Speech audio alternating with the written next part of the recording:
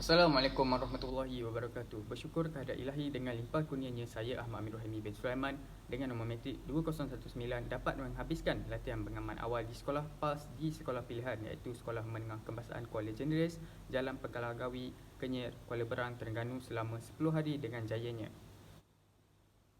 Pengalaman awal di sekolah PAS merupakan program pra-latihan mengajar yang perlu dilaksanakan oleh setiap pelajar jurusan pendidikan di Institut Pengajian Tinggi Awam IPTA sebagai pendedahan awal terhadap situasi dan realiti sebenar kehidupan sebagai seorang guru di sekolah. Oleh itu, pelajar dapat menyesuaikan diri di dalam komuniti sekolah dan memahami dengan lebih jelas tentang iklim, pengurusan dan budaya sekolah dan bersedia untuk mengikuti rancangan latihan mengajar RLM pada masa akan datang. Pelaksanaan PAS banyak memberikan manfaat kepada kami pelajar kerana pengalaman yang dilalui secara pemerhatian boleh diaplikasikan oleh mereka yang bakal berdepan dengan pelbagai cabaran sama ada di sekolah maupun di dalam bilik darjah. Oleh yang demikian, kajian yang dilakukan dari semasa ke semasa oleh pelajar yang mengikuti PAS dapat dijadikan sebagai panduan untuk meningkatkan kualiti profesion keguruan pada masa akan datang. Kita balik kepada sejarah Sekolah Menengah Kebangsaan Kuala Jenderis. Sejarah SMK KJ ialah sekolah ini mula dibina pada tahun 2002 dalam rancangan Malaysia ke-8 dengan peruntukan sebanyak 16.8 juta. Selain itu, Sekolah Menengah Kebangsaan Kuala Jenderis SMK KJ diberi nama berdasarkan pokok Jenderis ditemui di Kampung Kuala Jenderis. Pembinaan sekolah ini adalah bagi memenuhi keperluan institusi pendidikan di daerah Hulu Terengganu dan menjadi aspirasi masyarakat setempat. Sekolah ini juga dikenali dengan gelaran sekolah di bawah tasik kerana terletaknya di pertengahan jalan ke Pengkalagawi, Tasik Kenyir. Sekolah ini mula beroperasi pada 1 Jun 2005 dengan peruntukan bilangan kelas sebanyak 6 kelas, bilangan murid seramai 96 orang dan guru seramai 11 orang termasuk pengetua, serta staf sokongan seramai 1 orang. Murid-muridnya terdiri daripada murid tingkatan 1 dan 2 daripada SMK Matang yang tinggal di sekitar kawasan berhampiran.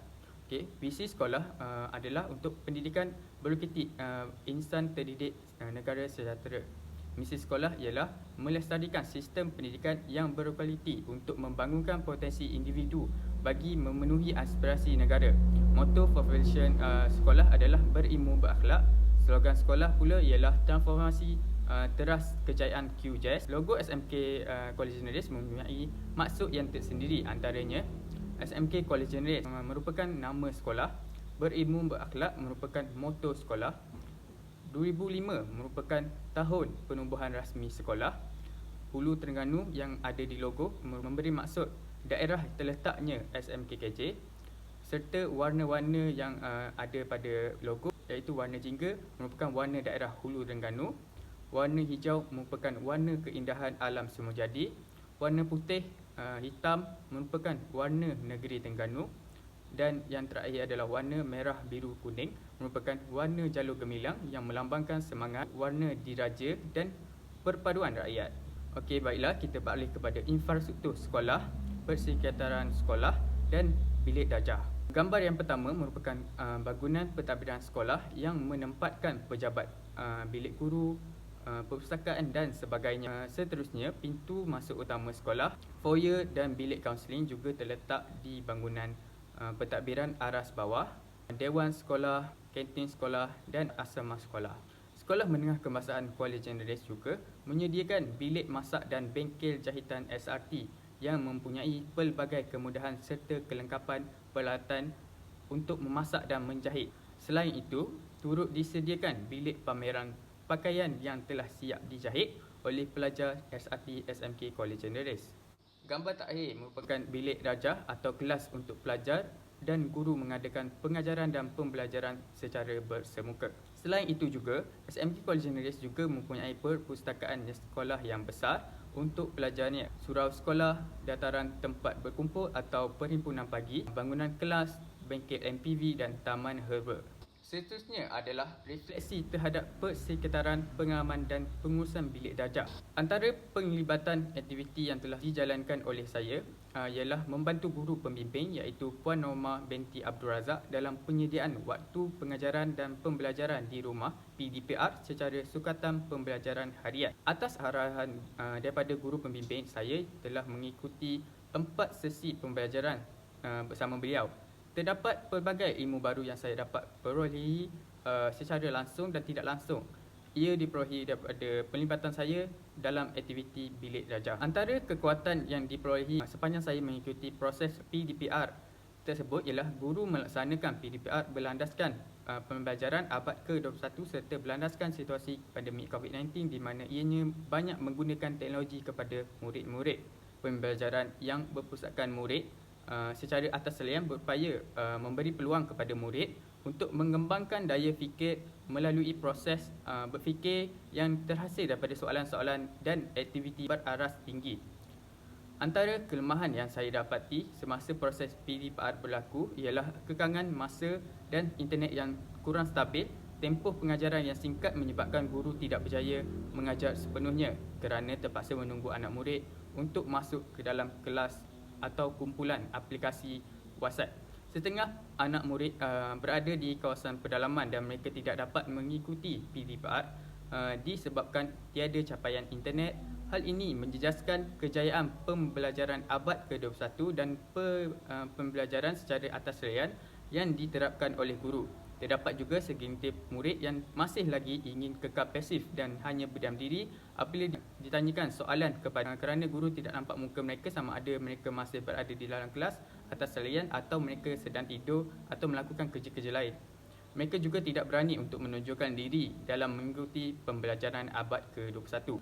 Bagi kelas PDPR Puan Norma, beliau menggunakan ABM seperti WhatsApp dan Telegram. Hal ini kerana kebanyakan pelajar mengalami masalah internet yang kurang stabil. Beliau juga menggunakan alat bantu mengajar seperti YouTube, Google Form, modul Bestari tingkatan 4 dan 5, buku teks sains rumah tangga tingkatan 4 dan 5. Amalan pedagogi yang digunakan oleh Puan Norma binti Abdul Razak semasa PDPR ialah amalan pembelajaran abad ke-21 yang memberikan penekanan kepada komunikasi, kolaborasi, kritika dan kreativiti. Puan Norma binti Abdul Razak juga mengamalkan pembelajaran berpusatkan murid. Kaedah flipped classroom dan project based learning. Kaedah flipped classroom seperti guru meminta murid menonton video YouTube sebelum memulakan kelas. Kemudian murid diminta untuk membuat refleksi dan membuat pembentangan secara atas talian. Guru mengambil peluang ini untuk menerapkan kemahiran kebat. Seterusnya, kaedah project based learning. Guru memberikan satu tugasan atau kerja khusus kepada murid untuk menyelesaikan masalah dan menghasilkan produk seperti kerja khusus menjahit dan memasak. Rancangan pengajaran harian yang perlu disediakan oleh setiap guru mata pelajaran sebelum memasuki sesi PDPR di dalam bilik darjah bagi mengetahui objektif dan hasil pembelajaran yang hendak dicapai oleh guru berlandaskan sukatan dokumen standard kurikulum dan pentaksiran DSKP. Kandungan DSKP meliputi aspek pelbagai jenis pembelajaran dan pengajaran yang bersesuaian mengikut tahap dan keupayaan murid-murid dalam sesuatu topik pembelajaran. Pelaksanaan kebat semasa PDPR boleh dilihat melalui pembelajaran berpusatkan murid atau pembelajaran dua hala. Dalam hal ini, guru hanya sebagai pembimbing atau facilitator dan tumpuan PDPR adalah terhadap murid. Oleh itu, saya perlu bersedia daripada segi penguasaan pengetahuan mental dan fizikal apabila berhadapan dengan murid-murid sewaktu situasi pembelajaran secara atas talian kerana terdapat antara mereka yang dipercayai mempunyai masalah internet, keluarga, masalah dalam pembelajaran dan tingkah laku. Refleksi terhadap aktiviti kurikulum yang saya sertai adalah daripada Persatuan Perangkat Malaysia SMK Kuala Generis. Aktiviti dalam persatuan ini mempunyai kekuatan dan kelemahan yang tersendiri. Antara kekuatan yang terdapat dalam aktiviti yang dijalankan ialah perjumpaan seperti ini dapat melatih para pelajar untuk berdisiplin, mematuhi masa dan peraturan yang ditetapkan. Mereka juga diberi pelbagai pendedahan dalam beberapa slot PDPR. Kelemahan yang terdapat dalam Persekutuan Perangkat Malaysia ialah kegiatan ini dilakukan dalam keadaan pandemik. Kehadiran pelajar dalam kelas secara atas talian ini tidak memberi sambutan seperti perjumpaan fizikal yang selalu dilakukan sebelum pandemik. Kedua, ramai dari kalangan pelajar masih tidak mempunyai pakaian lengkap Persekutuan Perangkat Malaysia. Seterusnya adalah proses pengendalian aktiviti tersebut dilaksanakan secara atas talian melalui kumpulan aplikasi Telegram yang telah ditubuhkan. Slot ketatanegaraan iaitu kuis kemerdekaan yang dapat meningkatkan ingatan pelajar tentang sejarah Malaysia dan mampu menanamkan semangat patriotisme dalam diri pelajar. Pelajar perlu menjawab beberapa soalan mengenai kemerdekaan menggunakan aplikasi Google Form yang telah disediakan oleh Guru Penasihat Persatuan Pengakap Malaysia. Kepentingan aktiviti kurikulum terhadap profilasi keguruan ialah penerapan pengalaman yang berguna untuk mendapatkan pengetahuan dan kemahiran dalam merancang, membimbing, melaksana dan menguruskan sesuatu aktiviti kurikulum di sekolah atau secara atas talian. Selain itu, aktiviti kurikulum juga penting bagi membentuk sahsiah diri guru dalam menceburi diri terhadap aktiviti-aktiviti yang bermanfaat. SMK Kuala Generis menerapkan budaya sekolah yang cekap, tepat, berkesan dan bermanfaat kepada para pelajar dalam memberikan teladan dan contoh yang baik. Antara senarai budaya sekolah yang dijalankan ialah yang pertama adalah perhimpunan rasmi setiap hari Ahad atau Isnin. Masuk sekolah sebelum jam 7.15 pagi, budaya dalam bilik darjah, pengurusan kelas tambahan memakai baju korporat pada hari Selasa dan baju sukan pada hari Rabu. Yang keenam adalah budaya membaca Al-Quran, budaya nilam dan slot PPDA, solat zuhur berjemaah dan solat zuhur di waktu rehat. Budaya kerja yang dilihat dalam kalangan guru dan staf SMK Kuala Generis ialah kerja pasukan. Ketika guru-guru yang cemerlang juga menjadi budaya kerja yang diterapkan dalam diri guru. Sebagai contoh, melaksanakan tugas yang diberikan dengan iltizam yang tinggi. Pemikiran terbuka oleh guru-guru di sini juga antara salah satu budaya kerja yang baik untuk dicontohi. Pengurusan masa yang cekap ditunjukkan dalam budaya kerja guru-guru di sekolah ini. Secara kesimpulannya, selama 2 minggu saya menjalani latihan pengalaman awal di sekolah PALS. Banyak memberikan pengalaman dan pendedahan yang berguna telah saya perolehi. Segala pendedahan yang diperolehi telah menyedarkan diri saya dalam meningkatkan dan memantapkan diri dalam menghadapi dunia pendidikan yang kian mencabar sekarang, terutamanya dari segi perubahan teknologi yang menjurus kepada pembelajaran abad ke-21 oleh pandemik ini. Latihan ini juga adalah menjadi pelengkap kepada ilmu dan teori di dalam kuliah serta mempersiapkan diri saya menjadi seorang guru yang patah berbicara, kreatif, inovatif untuk masa hadapan saya. Projek sulam yang dapat dilaksanakan ialah program kem teknik menjawab soalan secara atas talian seperti melakukan kerjasama dengan sekolah cemerlang di negeri lain.